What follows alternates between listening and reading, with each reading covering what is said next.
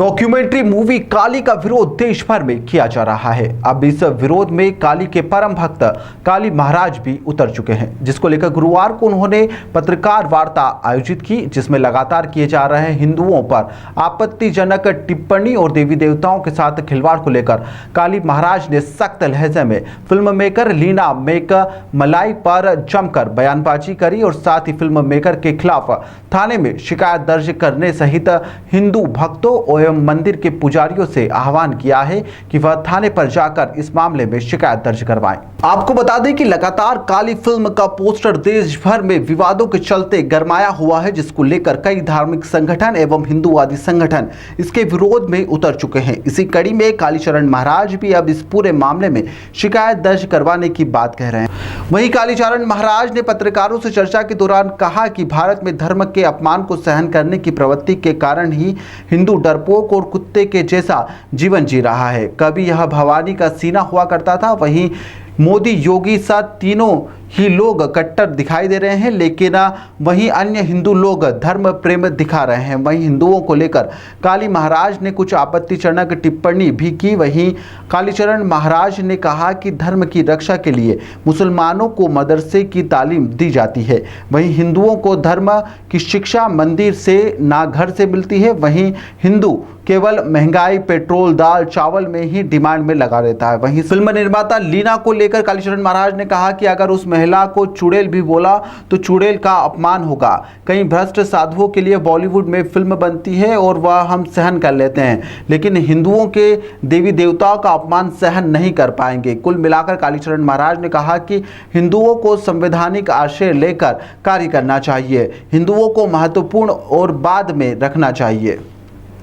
देश भर में जो विवाद चल रहा है फिल्म को लेकर, क्या कहेंगे? हिंदू भवानी का सिंह है मूल रूप में, लेकिन धर्म का अपमान सहते सहते ये डरपोक कुत्ता बन गया है।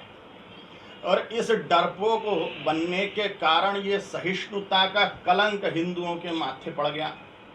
ये सहनशील बन गया और जो नहीं सहन करना चाहिए वो भी सहन करने लग गया। इसलिए हिंदुओं के 5 लाख मंदिर टूट गए, लाखों करोड़ों महिलाओं पर सामूहिक बलात्कार हुए, करोड़ों करोड़ों गायों की हत्या हो गई, अभी भी हो रही है।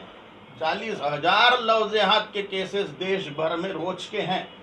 1 लाख गोवंश रोज भारतवर्ष में काटा जाता है। लाखों मंदिरों का विध्वंस, ये सब धर्म का विध्वंस इसलिए हुआ और देश का विध्वंस इसलिए हुआ, देश के टुकड़े टुकड़े हो गए। ईरान, इराक, अफगानिस्तान, पाकिस्तान हाथ से गया, बांग्लादेश, ब्रह्मदेश, इंडोनेशिया, कंबोडिया सब हाथ से गया।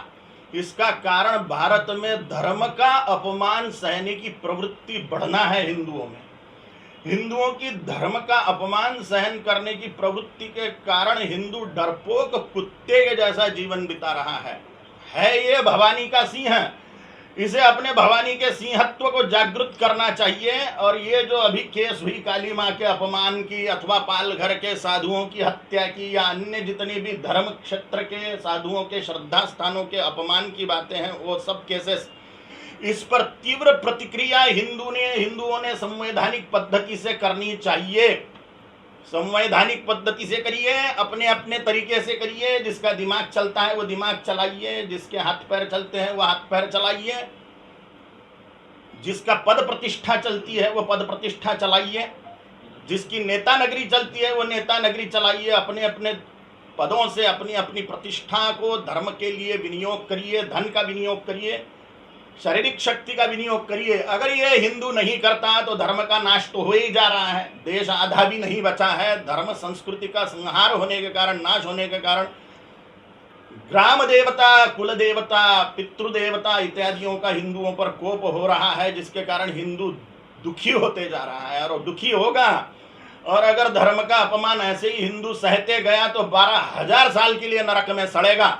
इसलिए सभी हिंदूवादी संगठनों को मैं आह्वान करता हूं, सभी संतों महंतों को हाथ जोड़ के आह्वान करता हूं, सभी मंदिरों के पुजारियों को आह्वान करता हूं कि अपने अपने क्षेत्रों से FIR दर्ज कराए, तीव्र आक्रोश व्यक्त करे धर्म के